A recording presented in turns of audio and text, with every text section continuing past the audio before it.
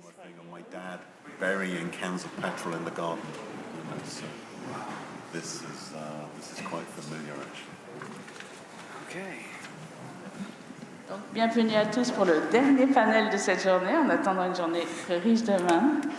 So thank you all for being there for this last panel of the day, and give the floor to Pauline, who is going to present this panel. Thank you very much, Sandra. Thank you very much to everyone for being here. Good evening. My name is Pauline Blistène.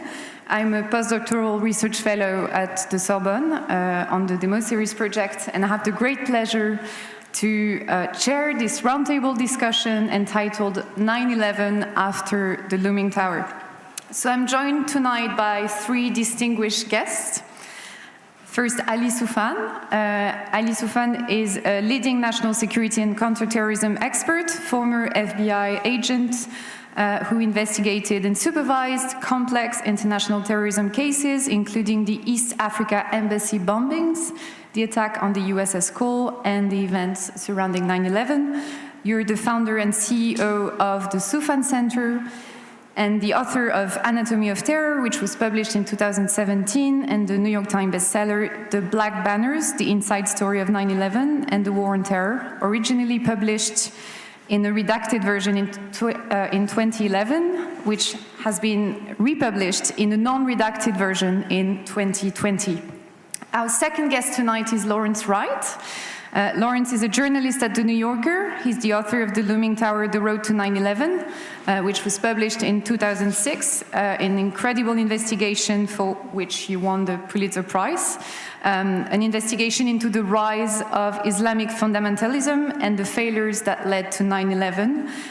The book was adapted into the eponym mini-series we're going to talk about tonight, and you most recently wrote The Plague Year, that was published in 2021.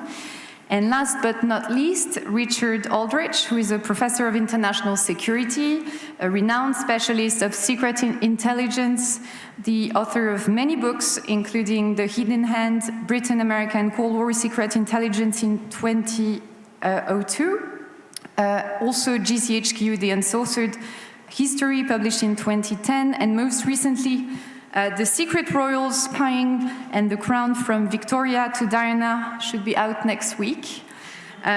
Thanks again for being here tonight. So the roundtable discussion is entitled 9/11 After the Looming Tower, as a direct reference to the TV series that was based on Lawrence's book and created by Dan Furterman, Alex Gibney, and Lawrence Wright, a TV series that was released on Hulu in 2018. And before we begin, I thought it would be a good idea to watch the trailer so people who haven't seen the series might have a sense of what we're talking about. These people actually believe. You are making a mistake, sir. Someday this administration will be remembered for the risks it didn't take. What I need you for is to figure out what happens next so we can stop it.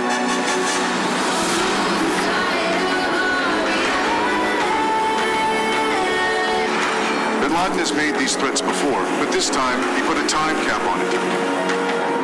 Use the chain of command. It exists for a reason. To them who are here in the room, to those who are watching on television, your government failed you.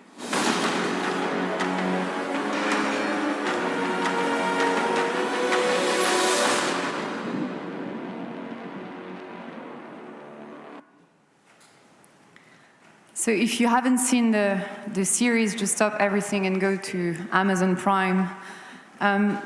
To begin with, I was wondering if you could tell us a little bit more about how the TV series was made, and especially how you, Lawrence and Ali, were involved in the production process. Well, thank you, Pauline. And I'm so honored to be here. I can tell you that my alma mater didn't look like this. For many years, people had talked about making a movie or a series about based on the Looming Tower, and I was opposed to it. 9/11 is a kind of sacred day in America, and you have to be careful. You have to be very careful about the tone, and I just didn't trust anybody else to do it. And finally, it became clear that somebody was going to do it, and I thought, well, we better do it ourselves. And so I called Ali, and we talked about it, and then Alex Gibney is the premier documentary filmmaker perhaps in the world. And we decided we would go to Hollywood, and we would tell them what we wanted. And usually you go out and ask them, but we went out with a big chip on our shoulders. And we pitched it to a number of studios, but the thing that Hulu offered us a guarantee that they were going to make it, which I didn't know that you could get. And we also had artistic control over it, which was the most important feature of it. And so we were just really cheeky, but lucky, mainly. And we feel very proud of it. And, we have, Ali's influence is all the way through it. He was played by a very handsome French movie star. He's very happy about that part of it. I am more handsome. Oh, right. It's because I gained 20 pounds. So it was a good experience for us all around. Well, speaking of which, Ali must have been somehow challenging to be involved in this project because, it sort of reveals so many things that are very personal and also intimate about you, about your life. Well, I think, first of all, it's a great honor to be here, and thank you for this wonderful event. It was such an easy call for me because both Larry and Alex, Larry Lawrence Wright and Alex Gibney, were involved in this. And I agree with what Larry was telling me at the time when he called and talked about making it a movie or making it a documentary, because I think 9/11 is an event that literally changed the world in so many different ways, everywhere, not only in the United States. But at the same time, not a lot of people know what led to 9/11. We still don't know all the acts and events and situations that led us to that tragic day. And the 9/11 Commission wrote a very thorough investigation. And I think they wrote it in a way that guarantee you will be sleeping after you read the first 10 pages. So I think it was essential to tell the story to the world in our own terms. And it was essential to kind of like open the window a little bit and explain some of the events that led to 9/11. And the power of TV, the power of film, and the power of documentary is essential. Like when you publish a book, if you, sell 20,000 books or 30,000 books, you'll be like, wow, a bestseller. But if you have a movie out and only 30,000 people see it, they will cancel you. So I think the power of the medium was essential for people to understand what took place, before 9/11 and explain what happened during that day. Yeah, and can I just say it's a great honor to be on this panel and talking about these great works. And I use that word in the plural because there's two great books here, and of course there's the TV series. And for me, it's particularly fascinating because exactly as has been already suggested, this role of public understanding, this role of public accountability that your work's performing, and also the fascination of watching the challenge of turning two really complex books which capture the kind of rhizomatic nature of terrorism, and then the challenge of turning that into a TV show which must necessarily be linear. And I'm just going to be fascinated to hear about that. Well, we had some strategic problems to deal with.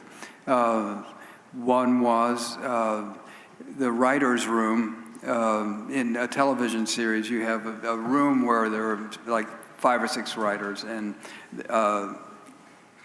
notes all over the walls. So, where you have episode 1, maybe we'll do this, and episode 7 is, oh, nope, that goes back in 3, so it's been months doing that. And, but these were all Brooklyn playwrights. And they had never met anybody in the FBI, much less the CIA. They'd never met anybody in Al-Qaeda. They knew a lot of playwrights in Brooklyn. So part of my job was to take them around and introduce them and try to get them familiar with the world that they were writing about and the nature of the characters. One of the problems with entertainment, a lot of times, it's written by people who haven't had the experience of the world. And I had to give them an education as quickly as possible. And Ali was unbelievably useful. They were all in awe of him. And I had a little more trouble with the CIA. The CIA had what was called Alex Station. It was a virtual station off the campus from the CIA, which was dedicated entirely to bin Laden. And I had to get somebody from Alex Station to help us out. Not just in the story, but, what did it look like? What kind of security did you have? What did you have to put your finger on a button in order to get in a door? All those little details that we wanted to get exactly right. But it's very difficult to get somebody from the CIA to do anything like that. So I found someone who had recently retired. And I asked her if she would come to New York and help us out. And no, I think I would talk to you maybe, but you'd have to come to where I live, which is an island on a river between the United States and Canada. And really? You wouldn't come to New York under any circumstance? No. And so not the fact that I'm also a playwright doesn't normally play into this, but I talked to a director friend of mine, and I called her back and I said, would you come to New York for 2 tickets to Hamilton? I'll be right there. She said, so that's, if you ever want to get to the CIA, that's how you do it. So can I just ask about the way in which these characters are portrayed in the series? Because the FBI guys have their real names. The Alex Station people don't. They're kind of a melange. And that's quite an interesting kind of contrast. I think not everyone in the FBI has, we have main characters, like John O'Neill, my character, for example, a few other ones. But also at the same time, most of the other characters were composite characters. So, instead of putting 3 or 4 different characters on one thing, I think the decision was to create one character, the characteristics of this character based on one individual, but the actions based on 3 or 4 other individuals. And then the same thing, with the CIA. It wasn't really one specific character, even though some of them kind of like fictional characters, let's say, but they're based on real people. Yeah. So the events are mostly real. The characters are a little bit composite characters. But John O'Neill is John O'Neill, and his exactly. nemesis is not named person. Well, yeah, I'll refer to Larry about why the decision was not to name that person by his name. But that person, even the way he looks, the way he acted, it's based on a real individual. But because of classifications, sometimes you cannot say the name of that individual. But it's based on the real person, so. I would love to tell you his real name, but and there were. You can Google it, by the way. Yeah, that's right. But this is a guy who is so crazy. He now wants to kill Democrats. He's just completely gone off, and he was always off in the CIA, but he was usefully off, I guess is a way of saying it. And so we chose not to use his name, but when we started thinking about was it going to libel him, we decided that we actually were doing him a favor. We made him look better than he really is in real life. So you can find out pretty easy. I mean, there's a scene about him, Sir Richard, but there's a scene about him in the documentary. You will see him testifying in front of Congress. And he basically said in front of Congress, the only good thing that happened on 9/11, that the building fell on John O'Neill. Now, a lot of people, to include my wife, they're like, why did you guys have to do this? This is not real. So I Googled it, and there's a real guy in a congressional hearing saying exactly the same thing after 9/11. So a lot of the things that people are at shock when they see in the documentary, they think this is made up. But this is actually the most shocking you see in the shocking events. Most of the most shocking events are actually real. Yeah. And some of the not that shocking events were actually events that were watered down a little bit. Usually in movies, you exaggerate things for dramatic effects, right? Here, I think many instances, I think, they had to go the other way. Yeah. This is one of the wonderful things which the series captures, which is this extraordinary rivalry, not just between FBI and CIA, but also between NSA. Yeah. And one of the astonishing things that comes through in the series beautifully, but also in the book, is when you discover that not only does the CIA have to build its own NSA, but the FBI also has to build its own NSA. This is extraordinary, but I'd love to ask you both as to why you think this is, because this is three bureaucracies that replicate each other. Well, we have, 16 intelligence agencies in the U.S.? Ali is better placed to answer that question, I think. I think there was, a sense of rivalry that was going on. But I'm still hesitant to say it was FBI versus CIA. I truly don't believe it was FBI versus CIA. I think it was between individuals in the CIA and FBI, sometimes the leadership of the CIA and the FBI. I was detailed a lot to the CIA, as you see probably from the books and from the documentary. And we never experienced any kind of discrimination against me or my colleagues who were with me. I detailed the CIA. They treated us like one of theirs, right? But I think the situation in Washington was different. Intelligence is information. Information is access. And I think some people who were leading the CIA at the time were political animals, and they wanted to use that to create access. Either the guy who was John O'Neill's nemesis in the show, or even the director of the CIA, who basically was insisting that anything the administration is saying, to include WMD in Iraq, it's a slam dunk, to include any of these kind of things, he gives them what they want to hear. And the situation in the FBI is a little bit different because we present facts. And I think there is that scene in the book that now people can read when the White House was insisting for all the intelligence agencies to provide information on the Iraq war, that Iraq and Saddam were working together.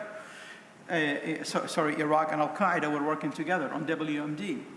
Our position was no, that is not true.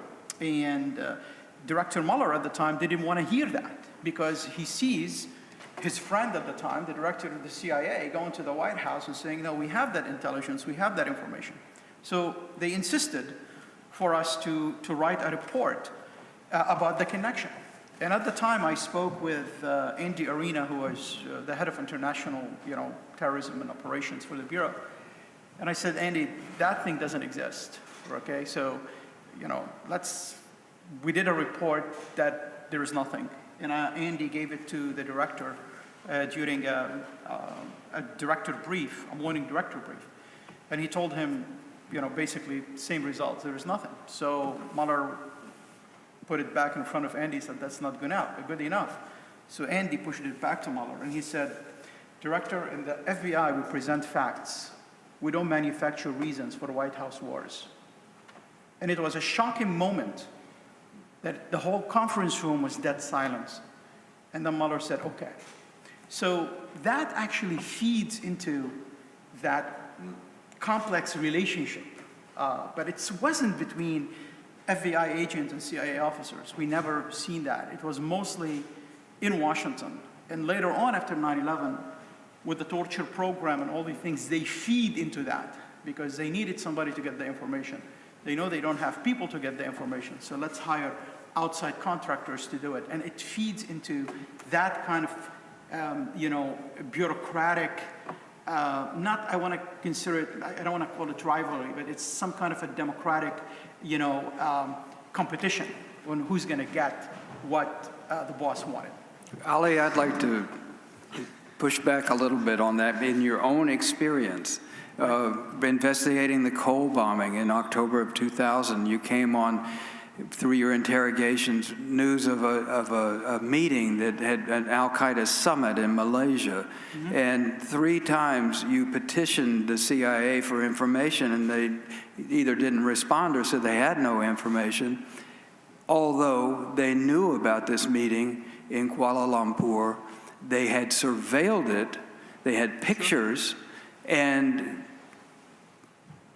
there were 2 teams. One team went to Yemen and bombed the USS Cole, killing 19 sailors. The other team were 2 future hijackers who flew into America in January of 2000. This is 19 months before 9/11. And when FBI operatives inside the CIA Counterterrorism Center learned of it, they were told this is not a matter for the FBI. Had the CIA told the FBI, when you asked, or any time in the next year and 9 months, that Al-Qaeda was in America, I think 9/11 could have been stopped. Sure. But because of that rivalry, that it certainly was at the top, but I think it filtered all the way down through the CIA. Look, when you have an event like this, for example, very highly classified, you cannot say that everyone in the CIA know about that specific thing, because the Inspector General of the CIA said at least 60 people had read the cables. Right, 60 people that read the cable, and then they get instructions from their leadership not to share that information. A cable was written to share the information. Yeah. And the person a composite of the redhead in the show, who basically said, yeah, I will send it to the FBI. And then she decided not to send it to the FBI when other people in the agency thought that information was already sent to the FBI. And after 9/11, we found out it's not sent to the FBI.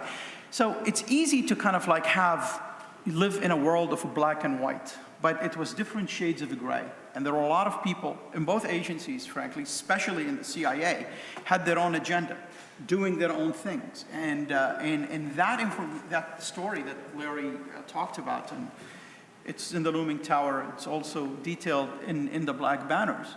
That was probably one of the worst experiences of my life. Imagine in September 12th, somebody gives you information about intelligence that, answers questions you have been asking for since November of 2000, after the USS Cole. And all the answers could have, as Larry mentioned, stopped 9/11. That was disastrous. And for the longest time, they refused to even acknowledge that. When Larry wrote the Looming Tower, they were still insisting that didn't happen. And later on, with the CIA Inspector General report coming out on a lot of the different investigations that stemmed out of the 9/11, we found out that Larry's version in the Looming Tower was the accurate one, and everything else was just noise and lies.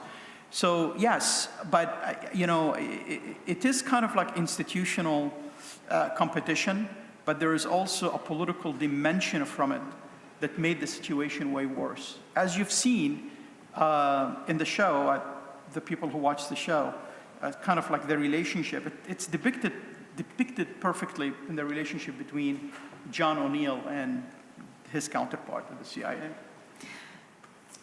I just wanted to go back to the question of the medium, because I was wondering if it was important to make a TV series rather than a movie or a documentary, especially in terms of the audience that it could reach, especially for young people who didn't live 9/11? One of the big reasons we decided to make this was because there were, so many young people who had not had the life experience of 9/11. And they didn't know what it meant or where it came from or why America had changed so profoundly. They'll never know the America before 9/11 or the world before that.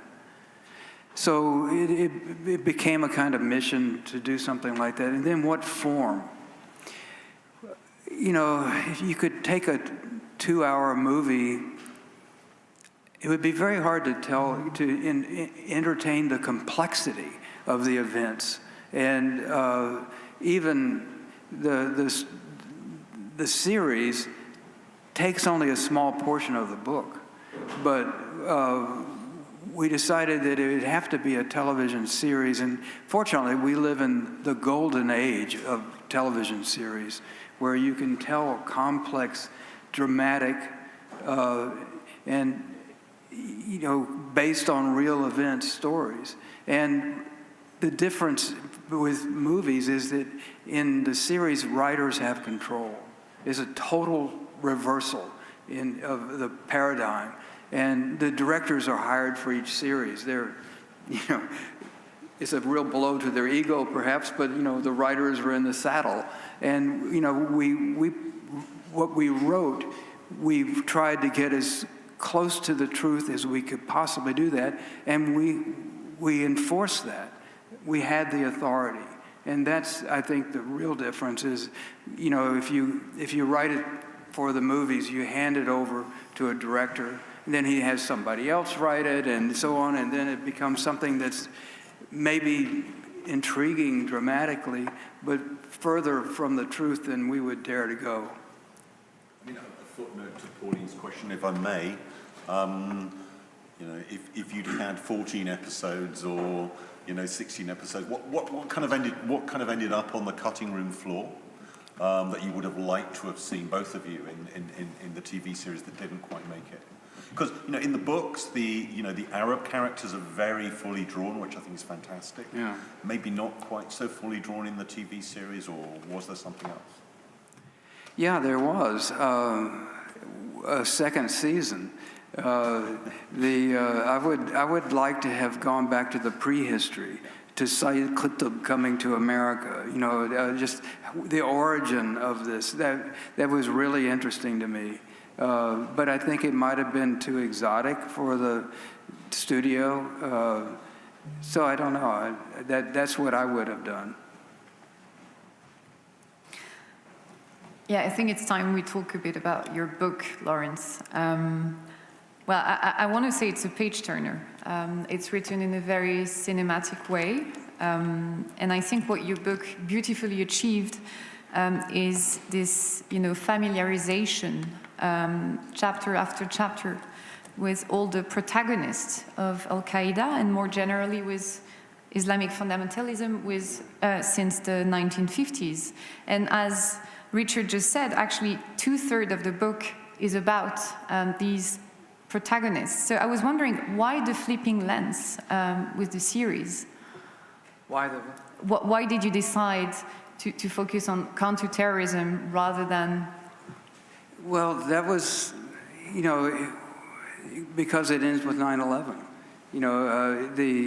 If we could have done the prequel, I would have been very happy to do it that way. But we got one season.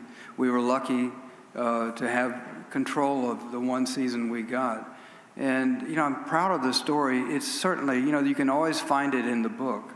But I remain sad that we didn't get to tell that part of the story in the series. Do you think it would be possible to tell that part of the story? I don't know.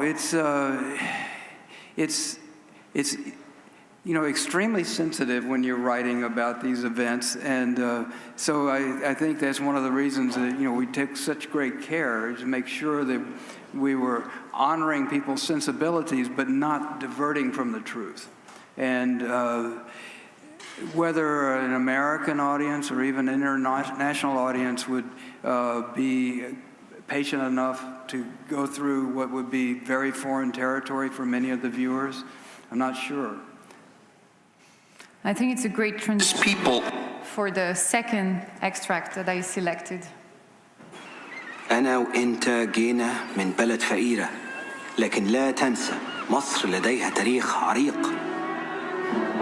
وقت ما اتولدت الدخلاء كانوا احتلوا فلسطين. حاولنا نقاوم، لكن رئيس البلاد غدر بينا.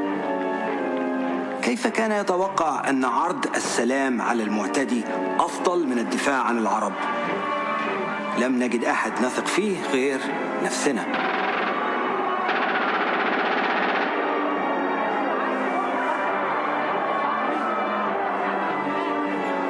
ودفعت الثمن، وهذا شرف لي. We are Muslims. We are Muslims who believed in their religion, both as an ideology and practice, and hence we tried our best to establish this Islamic state and Islamic society. We have sacrificed and we are still ready for more sacrifices. الآن اتخذت أفغانستان موطنا لي. كان يجب علينا القتال من أجل هذا أيضا. وإن من شيعته لإبراهيم إذ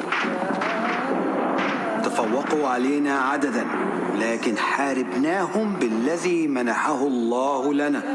أخذنا حصتنا في الدنيا، لقينا جنتنا، ومن هنا سيبدأ جهادنا القادم من أجلك ومن أجلي.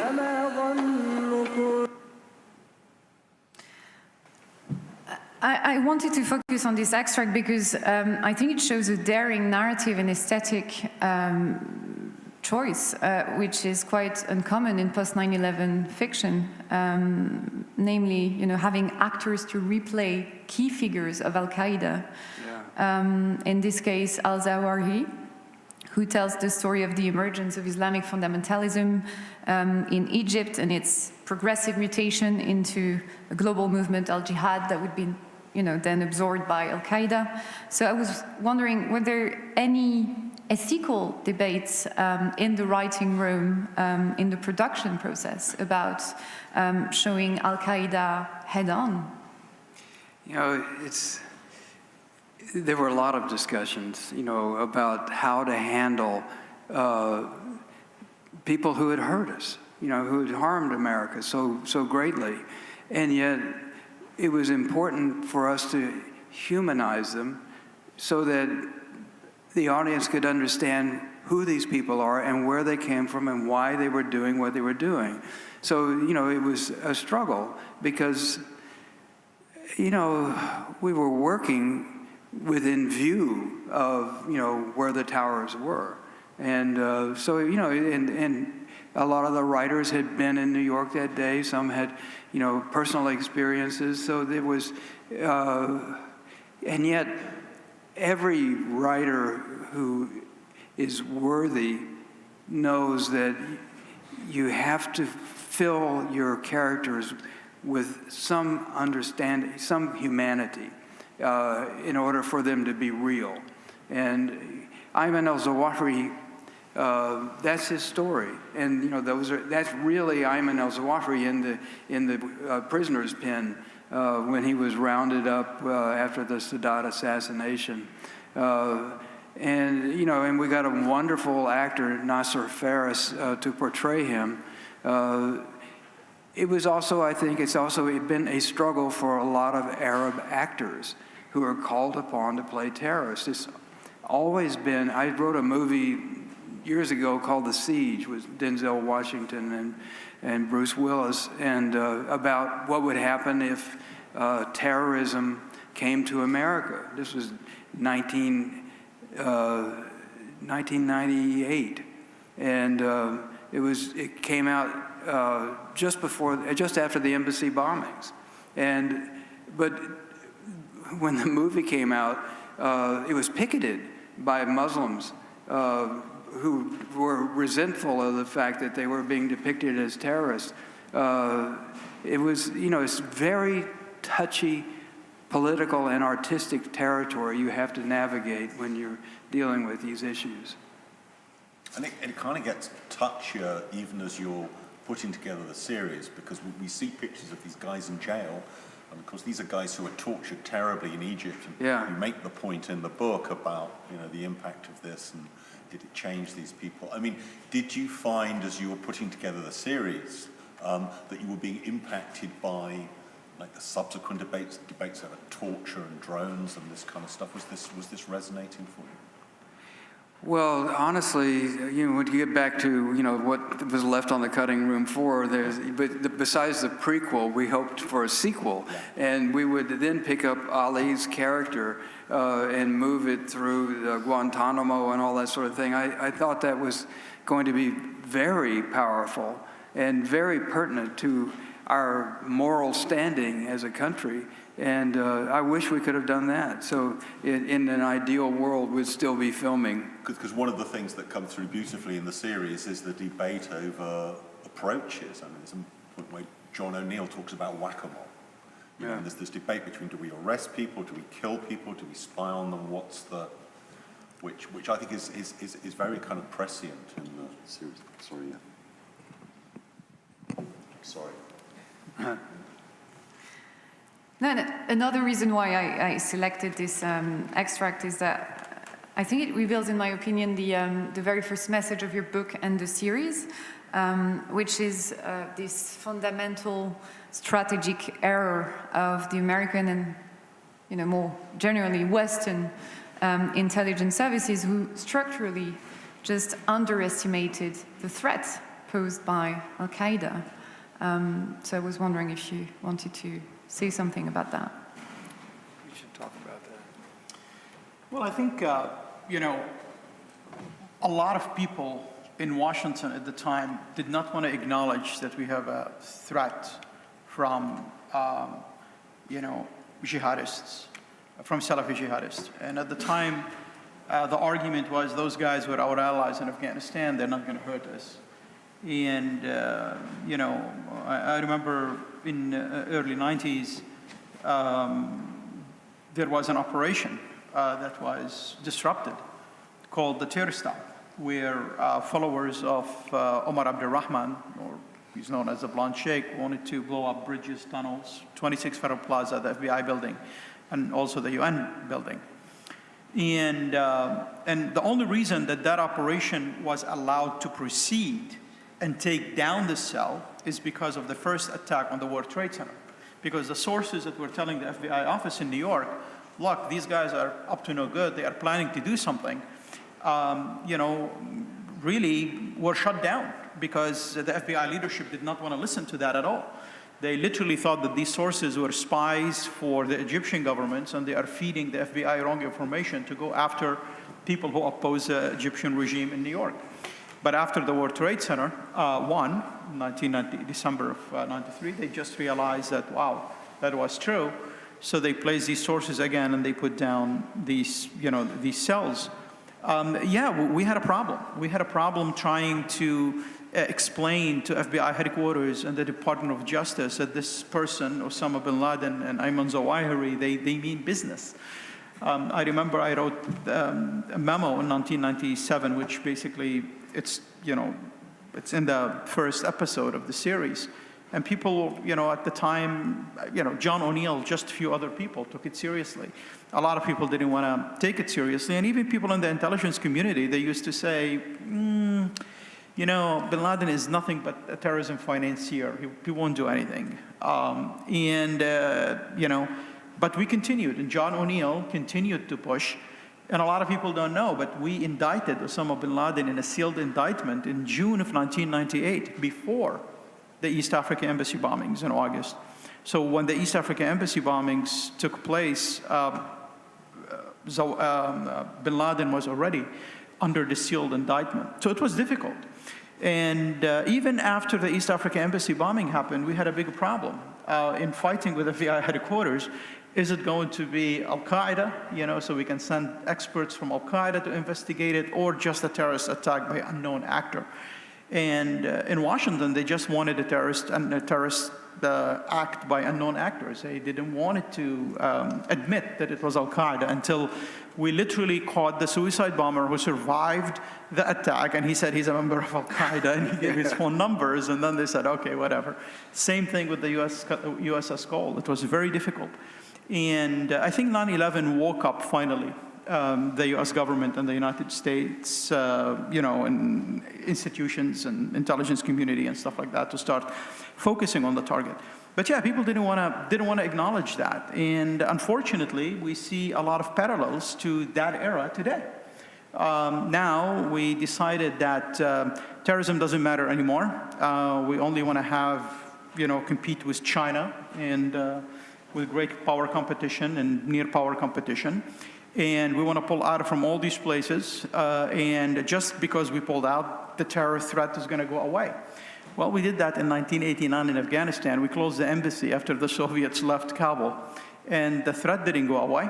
Actually, the threat came back to haunt us on 9/11/2001. And now we're pulling out from so many different places, trillions of dollars after 9/11, right. Trillions of dollars after 9/11, $2 trillion in Afghanistan alone. Al-Qaeda, before 9/11, used to be 400 pledged members. Pledged members meaning people who pledge allegiance, took an oath to Osama bin Laden. Al-Qaeda today is between 40 to 45,000.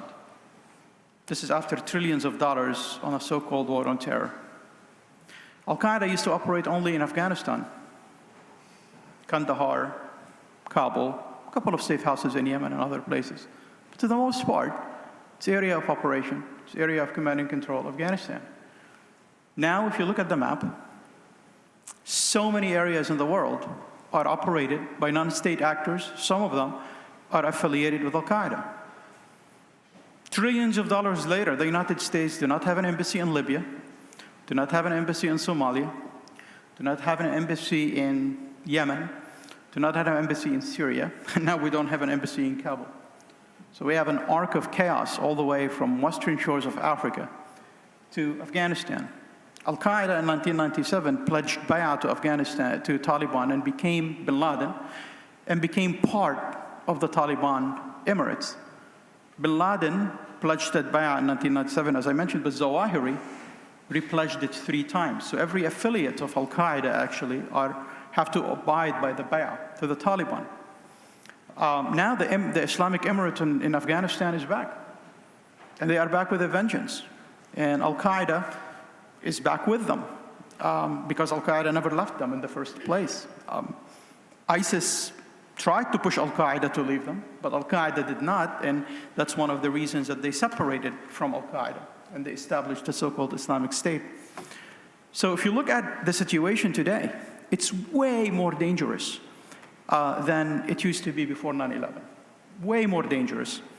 But in the same time, again, we don't want to focus on that. Yeah. We want to focus on something else.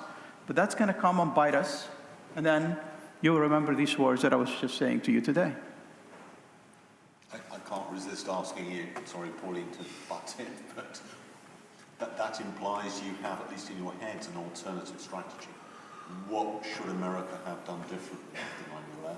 Oh my God, after 9/11 or now? No, I think after 9/11. Get the popcorn, guys. Let's sit down.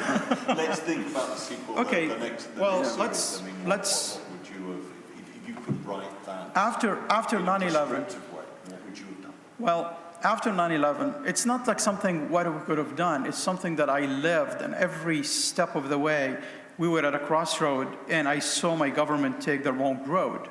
And I talked about that in the Black Banners. I talked about that in Anatomy of Terror. I testified about that in Congress. And I continue to push, what I believe, and so many people actually in the government believe should have been done. I was in Kabul of 2002, in December of 2002. And I remember at the time, the Taliban network were coming back. They absorbed the big shock of losing Afghanistan. And Al-Qaeda was regrouping as well.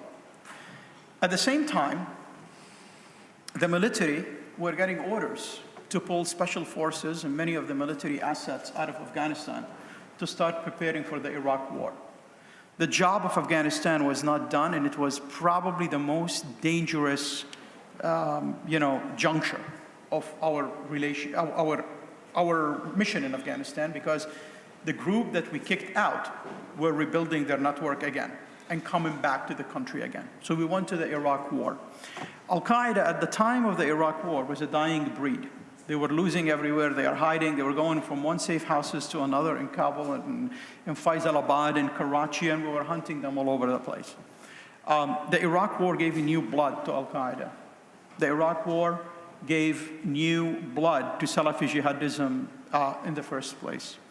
The arrogance that some people like Rumsfeld, for example, at the time in Cheney, the hubris about us going to Iraq and changing the face of Middle East because you're going to put Iraq in a 6 month out of shock and awe, as if it's a freaking popcorn in a microwave, and then you're going to have a Jeffersonian democracy, was horrible in so many different ways. And then torture. Then we literally violated the number one rule in war: know your enemy and know yourself. I remember about knowing your enemy. In the battlefield in Afghanistan, I arrested one of the top leaders connected to bin Laden. He has been with Osama bin Laden from day one, from the time of Jalalabad during the Soviets. And he looked at me and said, "So when are you going to invade Iraq?" And at the time, for me, that was just like, what? Where's that coming from? He said, "No, you will invade Iraq because it's in the prophecy." He said, at the end of time, the Prophet, peace be upon him, said that the armies of the world will fight over the black gold under Iraq's river.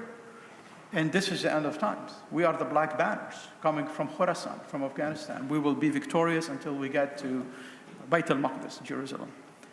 And what did we do? We really invaded Iraq. You cannot make that thing up. Another thing is, the images of torture violate everything we fight for, every fiber of our moral character as the United States. And these images, mobilized so many Muslim youth from around the world. So many generals testified in front of Congress that the number one rallying call for jihadis going to join the resistance movement in Iraq was the images of Abu Ghraib. And then we replicated a lot of these images in different so-called black sites. So here we are fighting for our values, fighting for democracy, fighting for freedom, but we're operating like dictatorships. At the same time, we're doing these kind of things. And I was fighting it from the inside, as now it's part of public record. At the same time, State Department, under the same administration, we're writing the Human Rights Report every year, calling out countries for doing waterboarding, calling out countries for doing nudity and sleep deprivation. And we were doing it ourselves. But when we do it ourselves, it's not torture. It's enhanced interrogation techniques. Oh, no, we don't torture. We do enhanced interrogation techniques. But when the Iranians or the Saudis or somebody else do it, oh, that's torture, right? So this is another thing. You are in a battle. It's not, we are in a symmetrical battle, right? Winning hearts and minds are the most important. Knowing your enemy and what feeds into their narrative is extremely important. Knowing yourself and what you are fighting for is extremely important. So when you don't learn any of these things and just go ahead and do it, we can do it because we're America and it's legal because the president said so, this Nixonian, mentality, we lost. We tactically won in every tactic we did. But as I said 10 years ago, a lot of our tactics are gonna sum into a strategic failure, and that's exactly what we've seen happening in August in Afghanistan. That is how strategic failure looks like. Speaking of knowing yourself, I think the second extract I selected is a perfect example of the danger of the lack of cooperation among governmental agencies and the danger of these rivalries once again, thanks especially to those who travel in. John. I come from all the way across the river. You do, and the American people owe you a debt of gratitude. Let's get status updates before moving ahead, General. The details of continuing ops are there for you to read. The headline is our readiness in Senegal to evacuate from Guinea-Bissau if the military coup spills over. Good. Thank you, General. Martin? Nothing new this week. You have nothing new? That's what I said, John. You think I'm a complete moron? You interested in an answer to that question? Can I remind you of Venice Directive 30, signed by President Reagan, and PRD-44, signed by President Clinton? Thank you for the memories. It's not your choice whether you share intelligence. You're required to share it with the FBI and everybody else in this room. I have nothing new, Richard. What's going on in Albania, Marty? You got a hard drive from Ahmed Salama Mabrouk that mentions Albania. Where's Mabrouk? Why hasn't the FBI had a chance to question him? What's on his hard drive? You got a stash of intel that you refuse to share with my agents. If we were in possession of such a computer, and I'm not confirming that we are, it would be a foreign intelligence matter, not a law enforcement matter. So you do have the hard drive? I don't know how you reached that. How would you know if it was a law enforcement matter or a foreign intelligence matter if you haven't looked at the hard drive?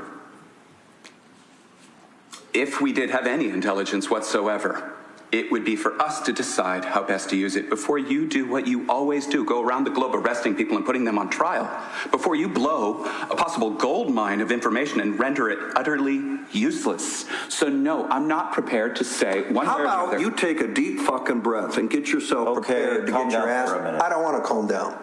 Either one of you watched TV the other night?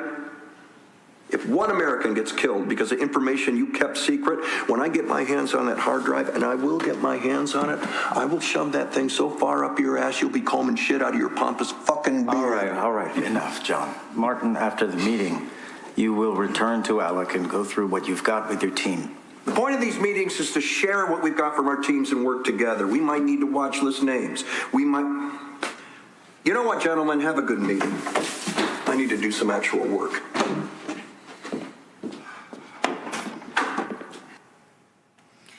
So I wanted to show this extract because I think it reveals what I consider being the second message of the series, namely this danger of a lack of cooperation and the danger of, political rivalry, intergovernmental rivalry. And actually on numerous occasions in the series, including in this extract, the series shows how the CIA voluntarily withheld information that could have possibly helped the Bureau. You talked about that, Ali, to identify the upcoming threat.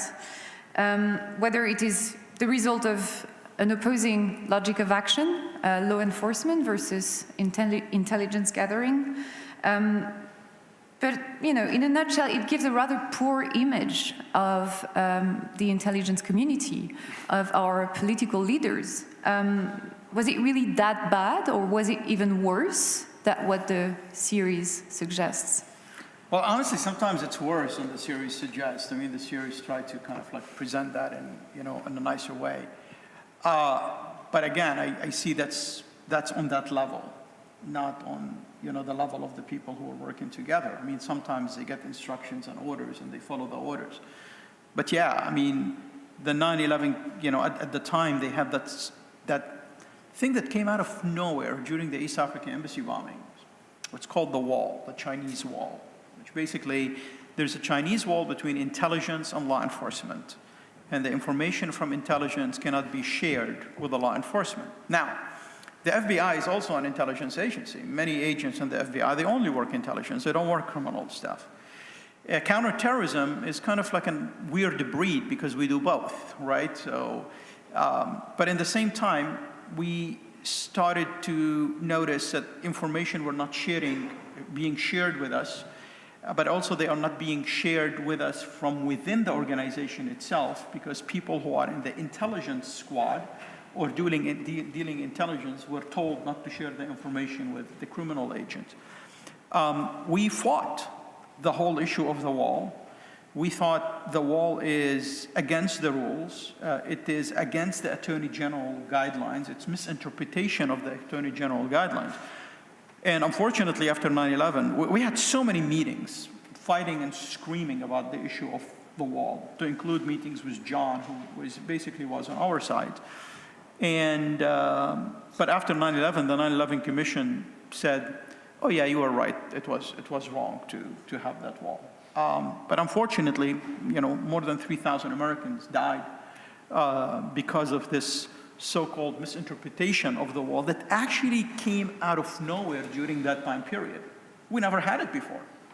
Out of nowhere, somebody decided that we need to wall off the counterterrorism agents in the field from intelligence, from information that can help them in their cases. Why? Because the law said that. And it seemed very confusing to us, because I remember when there was a commission from Washington came from the Department of Justice and the White House. At the time, we were fighting the whole issue of the wall. I said, so we're on the same squad. If this agent has information about a bombing that's going to happen in the World Trade Center, and I have information about something else but related to that subject, we cannot talk together and put the two coins together and figure out what's going on? And they said, yeah, that makes sense. We need to look into this. And they didn't look into it until 9/11. So yes, sometimes it was worse than it is depicted in the show.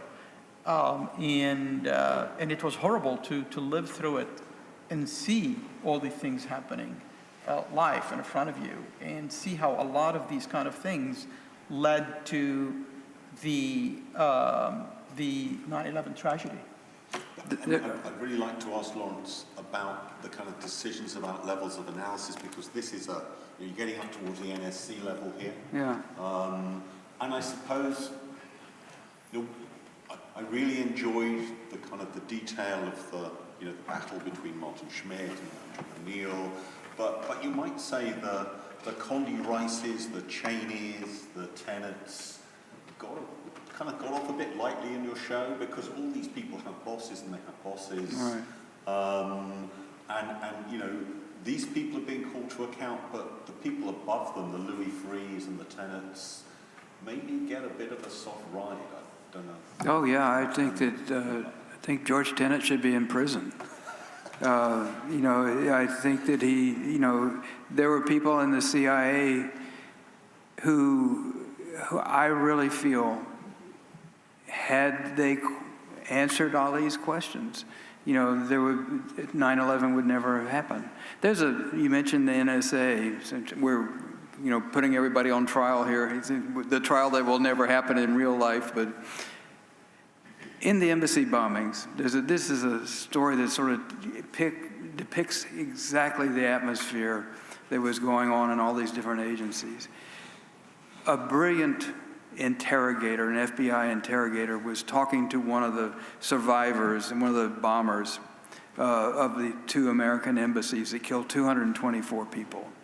And he caught him off guard because they were just chatting, and then he suddenly write down the name of the number you called right after this. And shocked, he wrote down a number in Yemen.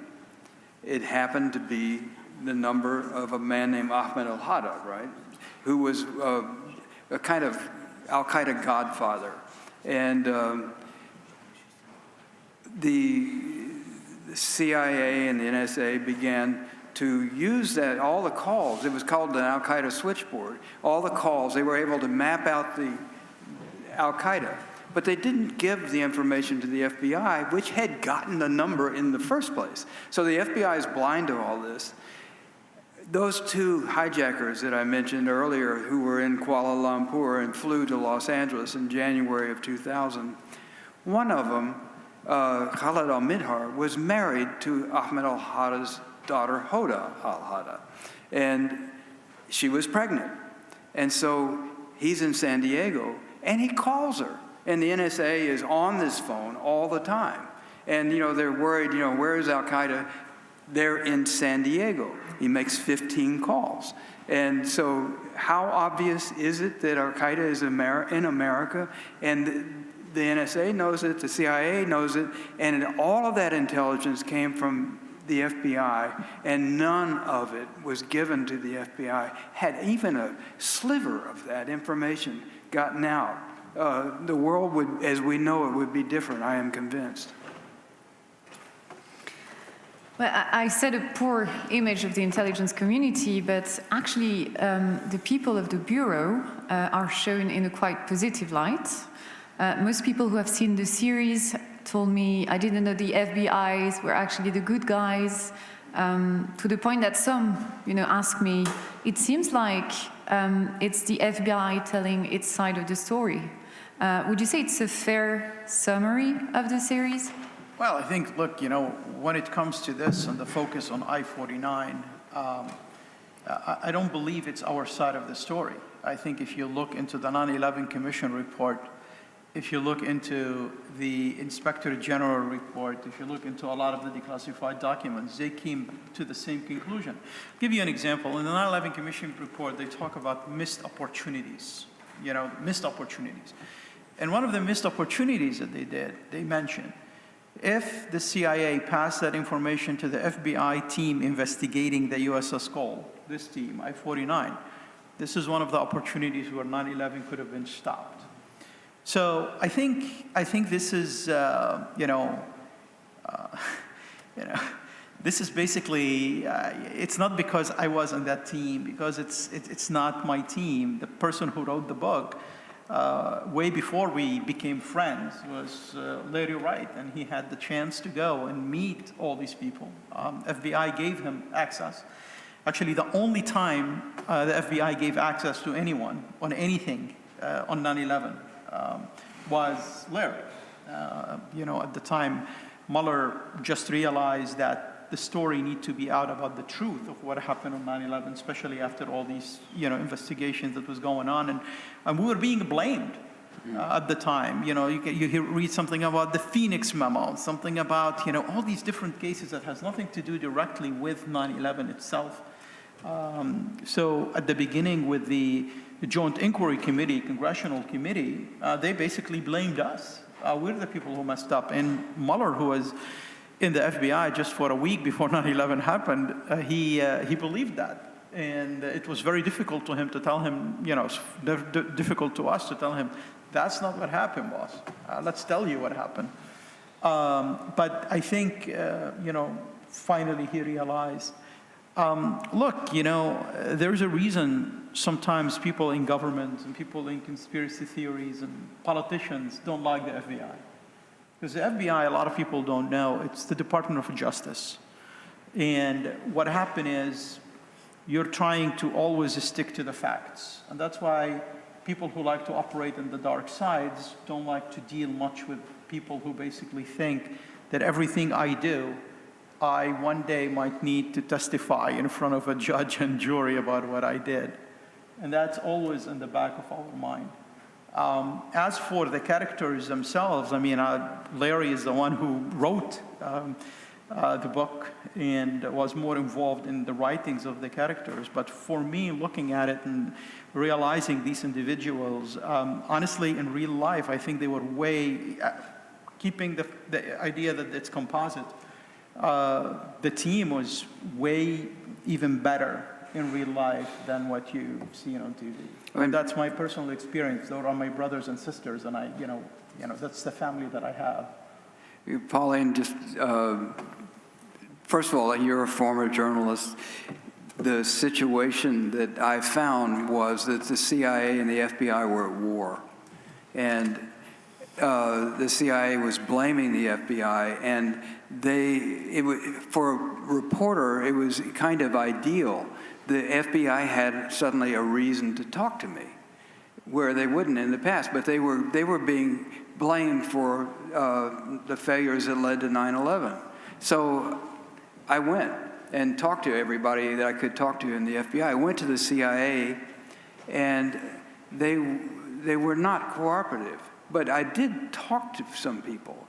I actually went to the Alex station and talk to some of them. I got zero information back, I want to say. But, you know, I had done everything I could. And the truth is, I'm still so pissed off about, you know, the failures that I have been. Just a week ago, I talked to 2 former directors of the CIA and asked them again, what happened with those hijackers? You know, and finally Dennis Blair admitted that it was a huge failure, but no one in the CIA, except for a former director 10 days ago, admitted that the CIA had any complicity in that. And so I feel comfortable with the way I depicted it, although the FBI comes out in a lot better. But I think that's because the CIA's actions were pernicious and led to this great tragedy. There's a phrase we've been discussing a lot this afternoon. The 9/11 Commission called it a failure of imagination. I mean, how do you, which is a nice way of not blaming anybody. I mean, how do you 2 guys feel about that? Which was the headline from the 9/11 Commission. I love the term failure of imagination. You know, the only people who come up with a failure of imagination terms are people who have no freaking clue about the world. I mean, you know, failure of imagination, like when they said, oh, we failed, you know, we had no idea that it will take more troops to maintain Iraq than to take Saddam down. Or failure of imagination, oh, we could not imagine plane hitting the building. Watch Tom Clancy movies. It's just like, it's, I mean, really, you have, I mean, look, your imagination is very limited. Your imagination is limited by your knowledge, by your perception, by your experience, by your discrimination against other people in so many ways, by believing your own press clippings. So yeah, if you're somebody in Washington and just feeding the machine in Washington, yes, you will have a failure of imagination because your imagination is already limited. But people on the ground, I don't think they said it's a failure of imagination. We don't acknowledge it was a failure of imagination. You know, in August of 2001, Bush was given a brief. You know what the title of the brief? Bin Laden want to hit the United States using planes. What the fuck failure of imagination are you telling me? Failure of imagination? Look, I think we need to understand our enemy. We need to understand them as they really are. I know a lot of people were shocked, for example, by show the truth about them, as in the clip that you mentioned, about what they believe, about what makes them tick. This is important. We can't just make them caricature, Hollywood caricature, and just say, hey, you know what? Those are evil people who want to kill us, because they are more complicated than that. And if you want to believe that and convince yourself that, do it at your own peril. But there is a reason people are willing to blow themselves up. There's a reason people are willing to train how to fly a plane just to kill people. That passion, that emotion is coming from somewhere. And if we don't acknowledge that, if we don't understand that, we're going to have a lot of failure imaginations in our time. The CIA had this, after 9/11, the failure of imagination was one of the things that was going around the agency. You know, they were blaming themselves for not having imagination. And so they reached out to a lot of screenwriters like me. They wanted me to write a script for the CIA about how to deal with Osama bin Laden. And I thought, I'm not going to write a screenplay for the CIA. But I wrote an op-ed in the Times hoping they would read it. And my imagination about how to deal with bin Laden is, if you capture him, don't kill him, because martyrdom is his goal, and don't send him to Guantanamo. Send him, first of all, to Kenya and Tanzania, where in August 1998, he killed 224 people. 150 people were blinded by the flying glass. Let him sit in a courtroom in Nairobi and explain to 100 blind Africans that he was just aiming at not to kill foreigners, and he was in Tanzania, all of the victims were Muslim. And he said that he did it on Friday because good Muslims would be in the mosque. Let him explain that. And then you could take him to so many, Bali, you could take him to Paris, you could take him do a world tour of the crimes, and then to America, where he can testify about the death of the 19 sailors on the USS Cole and the 3,000 Americans on 9/11. But finally, take him home. Have him tried under Sharia law, which is the only law he would respect. And more Muslims have died at the hands of Al-Qaeda than any other group. Let him answer there. And then if he's convicted, he'd be taken out to the town square, and his head would be cut off, and he would be buried in a nameless Wahhabi cemetery. And that's how I would have dealt with Osama bin Laden. Just one final question before we have a short Q&A. It's a series that also inaugurates the aftermath of 9/11. We already mentioned that. There are actually a lot of footages of the testimonies before the 9/11 Commission, real and fictional, showing the lies of the CIA, of the government, and an admission of guilt by Richard Clarke. I was wondering, what is the overall message here? Is it don't trust your government, don't trust your leaders, or is it something more constructive, such as, hold your leaders accountable by every means possible, and if necessary, through fiction and collective representations of the event? I think all the hearings, for example, Tenet, that's verbatim. Yes, it's an actor who's playing it, but that's actually verbatim. Condi Rice, that's verbatim. I think in the episode where you have them testifying in front of the 9/11 Commission, at the end of the episode, you will see the real hearing with the real Condi Rice and the real George Tenet. And it's literally verbatim of what the actor said who's playing them. I think it's just an issue of transparency. Accountability and transparency is so important, and we continue to ignore them, and we continue to kind of hide the truth. This is what allows conspiracy theories and misinformation and disinformation to flourish. And we see that happening now in the Western world in general, and especially in the United States, because people lost trust in their government. On the eve of the Iraq War, 75% of the American public believed that Saddam was behind 9/11. 75% believed the lie. Now, the media is also complicit in this, because the media did not question the government, and they continued to promote the lies of that administration. And we went to Iraq, and you know the results of that disaster on world security, not only on the United States and Iraq. Torture get them what they want, that Al-Qaeda and Saddam are working together on WMD. Colin Powell went to the UN in front of the whole entire world, and he said, Ibn Sheikh al-Libi told investigators that Saddam and Al-Qaeda are working together to develop WMD, and he held a small little tube, and he said the material here can basically kill people in entire city block or something like that. I don't remember the main details, but he mentioned the name of Ibn Sheikh al-Libi. Ibn Sheikh al-Libi was taken to a third country, tortured. They continued to torture him until he told them what they want to hear. So after the war in Iraq, after we found out that all these things are lies, they went to Ibn Sheikh al-Libi and they asked Ibn Sheikh al-Libi, hey, why did you lie? He said, well, you were torturing me.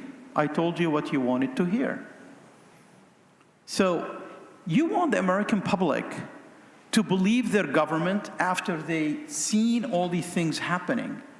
And that's why the Russians thought, hey, you know what, let's do this information. They are so dumb, they believe anything, right?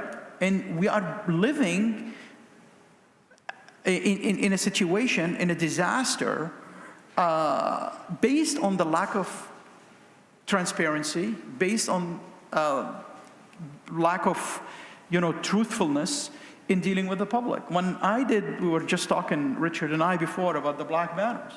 It was heavily redacted because they did not want people to see how exactly we get the information. They don't mind saying, oh no, we didn't get the information because of torture. But to give you the image how we get the information, that was a no-no. So they redacted the heck out of my book. It took me 9 years of fighting them, and thanks to the efforts of Alex Gibney, who basically sued them to get the book unredacted for a project that he's working on. Now the book is unredacted and people can say the truth. The reason we fought 9 years to unredact it is the same reason that we wanted the American people to see what they actually said in congressional hearing and 9/11 Commission hearing. Because a lot of people, when they see it, they don't believe it. Because we have a tendency in America when we want to say a truth about something and covering it up, but we have to say it. We release one paper like with 100,000 other pages. So good luck finding it, right?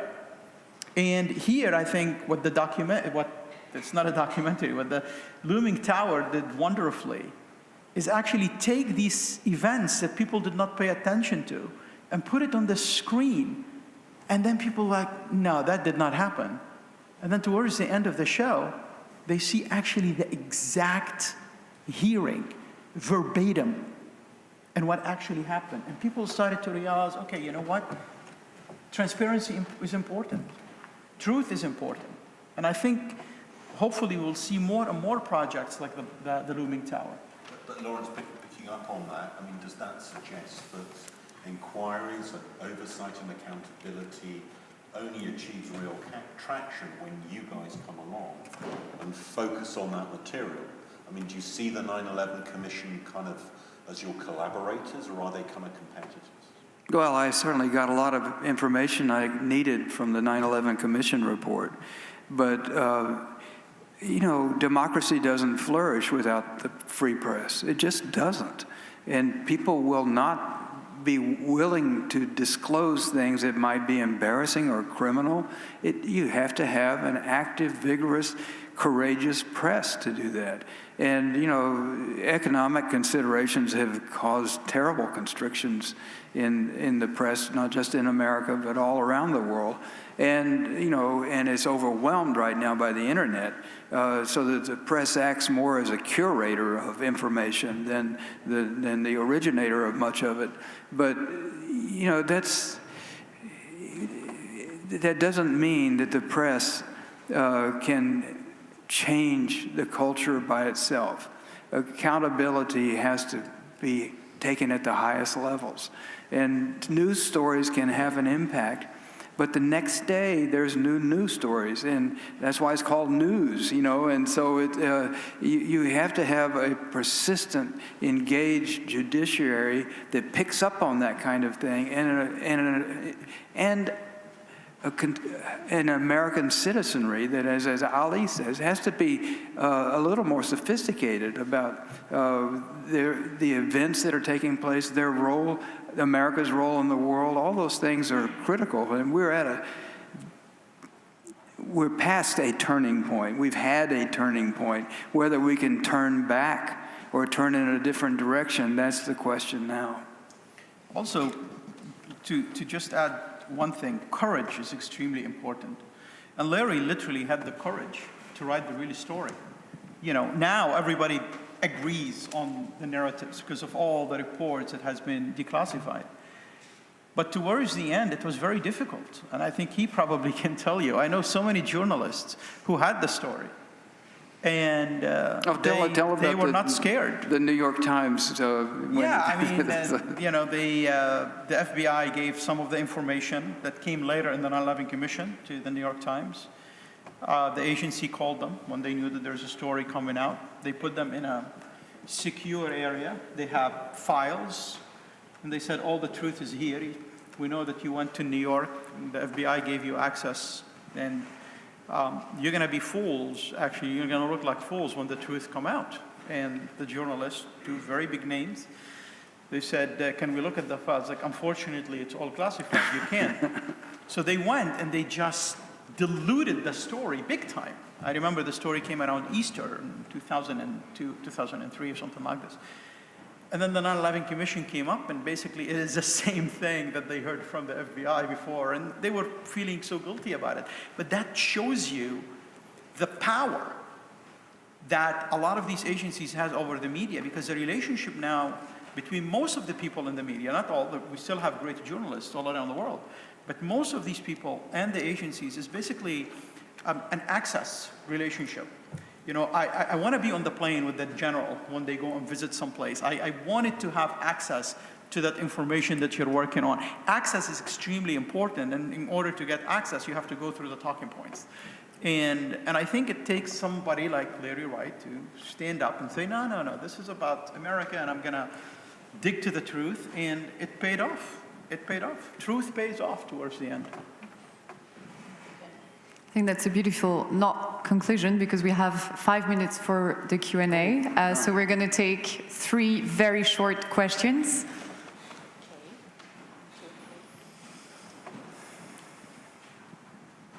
We'll take them at once, if you don't mind. Thanks so much. I think this is a question for you, Larry, because you opened by saying, oh, you know, I wanted to do this the series to remind some of the younger American generation about something maybe they didn't have their own experience of. But it's quite noticeable, and you said in one of your last comments that you're still very angry about the whole thing. You're angry about certain people and their behavior. And I wonder, you open this, has it taken like 20 years for America to be able to tell the story about actually what happened on 9/11 to itself?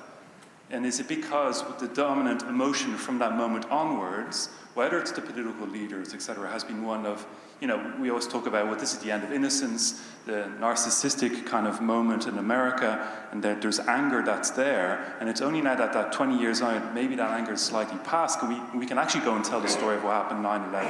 So that was, I'm being told to stop now. But I just wonder whether, because you know, the latest documentary also now on Netflix about Turning Point, etc. The story about what happened on 9/11 is only being told now. The moment didn't exist before. Second question. Can I have a question by a woman or not? Oh, sorry. No? I'm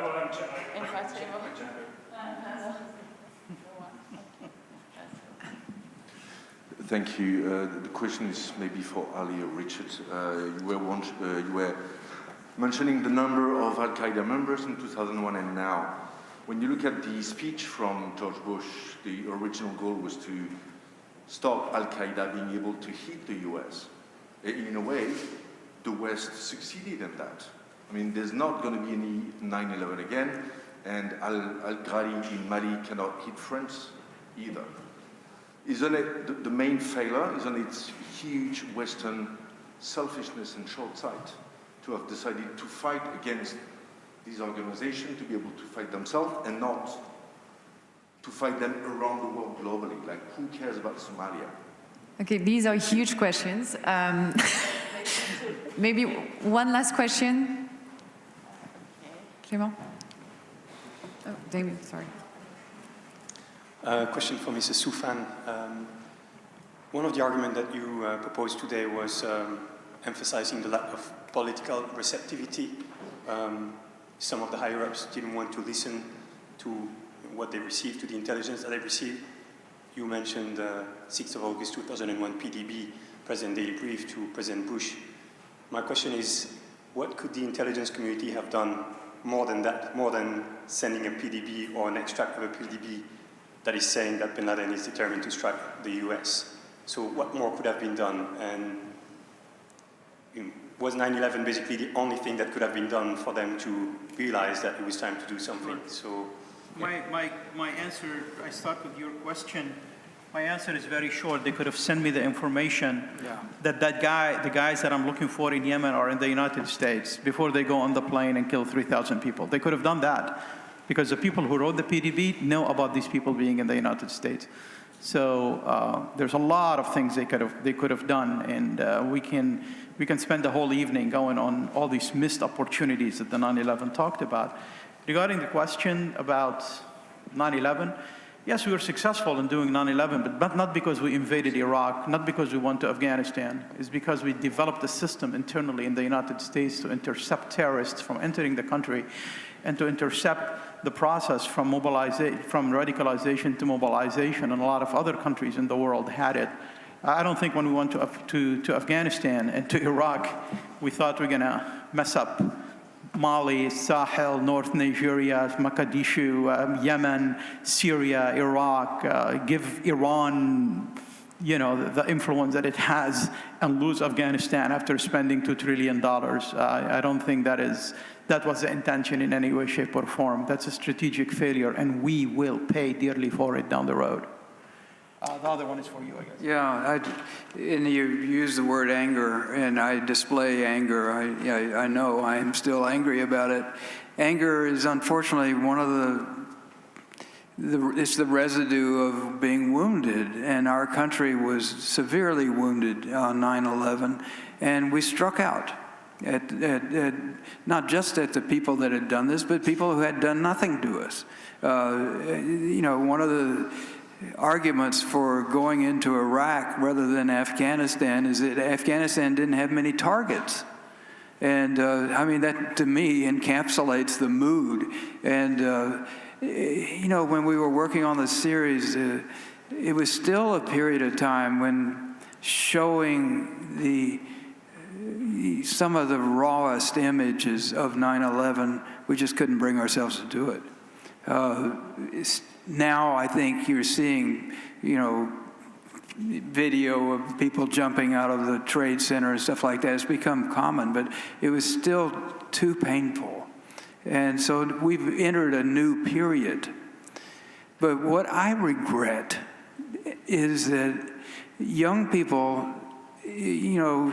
students in American universities, they didn't know about 9/11, but they didn't know about America before 9/11, and they never will. But if that America is forgotten, I don't know how we'll ever steer back to that, to the country that we were before. Not that we were perfect, but we were a different country. We were stronger. We were more compassionate. We had values that we lived by. And if we can remember that, then maybe we'll be able to get back to being the America the world used to know. Well, I think it's a beautiful conclusion. Thanks again very much for this fascinating discussion.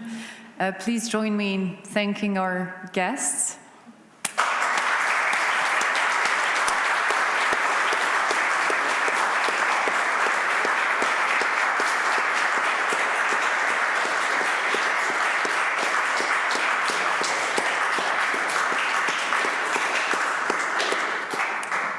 Thank you very much.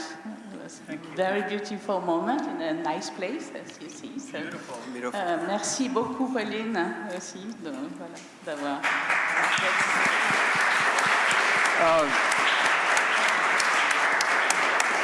Do you mind if I take a picture to send to my grandchildren? I just think that one day maybe they'll come here. So say wave to everybody there. Thank you.